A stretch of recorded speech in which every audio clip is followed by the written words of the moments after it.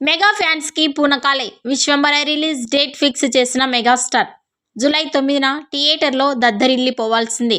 Megastar Chiranjeevi ఇటీవల మనశంకర వరప్రసాద్ గారి సినిమాతో వచ్చి హిట్ కొట్టారు. అయితే దీనికంటే ముందు రావాల్సిన విశ్వంబర సినిమా మాత్రం ఇంకా రిలీజ్ అవ్వలేదు.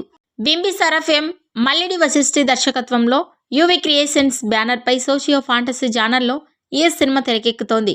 త్రిష హీరోయిన్ గా నటిస్తుండగా ఆషికా రంగనాథ్, సురభి, ఇషా చావ్లా, రమ్య పలువురు హీరోయిన్స్ కీలక పాత్రలు పోషించారు.